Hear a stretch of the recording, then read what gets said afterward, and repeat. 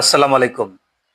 আমাকে যে যেখান থেকে দেখছেন আশা করি সবাই ভালো আছেন, সুস্থ আছেন, নিরাপদে আছেন। আমি কথা বলছি এইচ.এম. জসিমউদ্দিন চাঁদ, প্রোপাইটার চাঁদ ট্রাভেলস।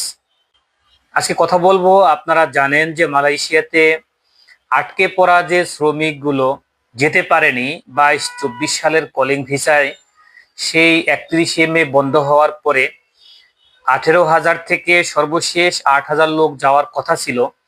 এই 8,000 লোক যাওয়ার বিষয়ে আপনারা জানেন, আমি গত লাইভে বলেছিলাম যে আমি একটি কোম্পানিতে অ্যাপ্রুভাল জমা দিয়েছিলাম।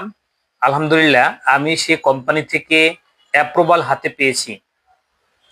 আপনারা যদি কেউ পার্সোনাল জানতে চান, কারো ডকুমেন্টস দরকার হয়, সেক্ষেত্রে স্ক্রিনে দেওয়া যে আমার ফোন নাম্বার আছে সেখানে আপনি নক দিলে আমি আপনাকে নতুন রিইস্যু হওয়া রিপ্লেসমেন্ট প্লাস পুরাতন যে যাত্রী আটকা পড়েছিল সেই আটকে পড়ার যাত্রীর যে কলিং, এটা রিইস্যু হয়ে আসছে, সে কলিং ডকুমেন্টস আমি আপনাদের দিতে পারবো। আপনাদের কারো দরকার হলে আপনারা নেবেন।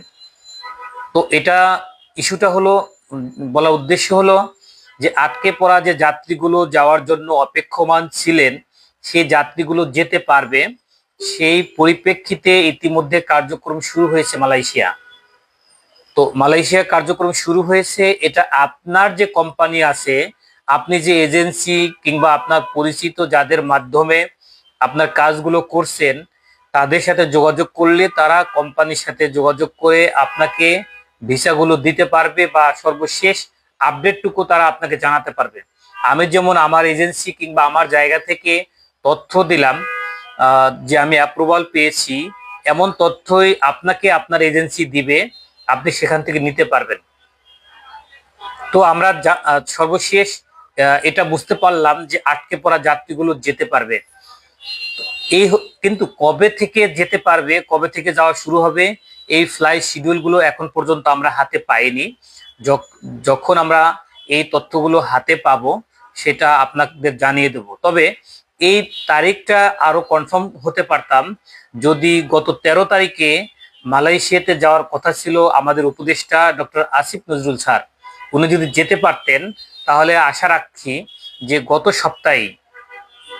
গত সপ্তাহে এই বিষয়ে আমরা চূড়ান্ত হতে পারতাম যে আটকে পড়া যাত্রীগুলো কবে নাগাদ ফ্লাইট শুরু হবে। তো আশা রাখি যে আগামী মাসের দ্বিতীয় সপ্তাহে, অর্থাৎ প্রথম সপ্তাহে ঈদের ছুটি যাবে, দ্বিতীয় সপ্তাহে মালয়েশিয়াতে আমাদের উপদেষ্টা যাবেন। যাওয়ার পরে আটকে পড়া যাত্রীগুলোর ফ্লাইট শিডিউলটা উদ্বোধন করবেন তিনি,